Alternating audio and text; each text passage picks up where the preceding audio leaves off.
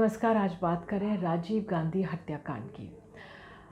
देश के पूर्व प्रधानमंत्री थे और श्री पेरुम्बदूर में 1991 में इनकी जघन्य हत्या कर दी गई थी। एलटीटी सपोर्टर्स ने हत्या की थी और तब से ये मामला जो था एक तरह से नासूर बन के बना हुआ था। 33 साल इस मामले को हो गए हैं, लेकिन जो कांग्रेस के लोग इसकी पीड़ा है वो भूल नहीं पाए हैं, क्योंकि उन्होंने अपने एक बहुत होनहार, काबिल, एक तरह से युवा नेता को खोया था। राजीव गांधी हमारे देश में कंप्यूटर रेवोल्यूशन एक तरह से वही लेकर आए थे। कंप्यूटर्स का यूज़ उनके समय में आया था। हालांकि बाद में उनके कार्यकाल के कई सवाल उठे। तो राजीव गांधी के हत्यारों को जो आज ये रिहा किया गया है, सुप्रीम कोर्ट ने अपने जो संविधान की अनुच्छेद के 142 एक अनुच्छेद है, उसके तहत उनको पावर्स मिलती हैं और उसको इस्तेमाल करते हुए रिहा किया गया। अब क्या कारण रहा है? क्योंकि ये 33 साल पुराना मामला हो गया है और बीच बीच में साल दर साल गांधी परिवार की तरफ से संकेत मिलते रहे कि उन्होंने इन अपराधियों को, इन दोषियों को माफ़ किया है। प्रियंका गांधी ने एनडीटीवी से बात की थी, कहा था कि मैंने इनको माफ़ किया। फिर वो जाके मिली भी थी। वेलूर जेल में नलिनी बंद थी। फिर उसके बाद सोनिया गांधी ने चिट्ठी भी लिखी थी कि नलिनी की जो फांसी की सज़ा है उसे उम्र कैद की सज़ा में बदल दिया जाए।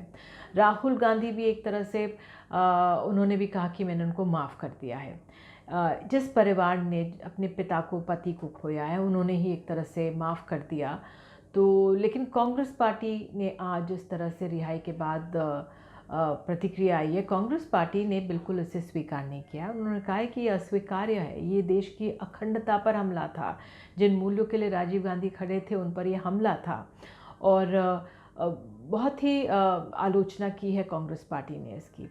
और जाहिर तौर पर इस मामले को अब उठाया जाएगा कांग्रेस पार्टी की तरफ से।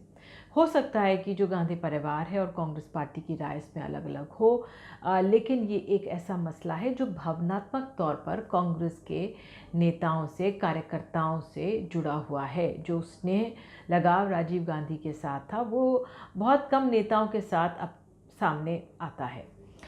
बहरहाल दूसरी तरफ देखा जाए, जो डीएमके सरकार है तमिलनाडु में, ये एक भावनात्मक मुद्दा है और इस मुद्दे पर डीएमके सरकार ने राज्यपाल को चिट्ठी लिखी थी कि भाई आप इनको एक तरह से रिहा करें। जब गांधी परिवार की तरफ से तमाम चीज़ें सामने आई थी और नलिनी और जो दोषी इनकी तरफ से याचिकाएं दी जा रही थी, लेकिन राज्यपाल ने 4 साल से इस पर कुछ फैसला नहीं लिया था। उसके बाद जो राज्य सरकार है उसने इस पूरे मामले पर सुप्रीम कोर्ट वो चली गई थी।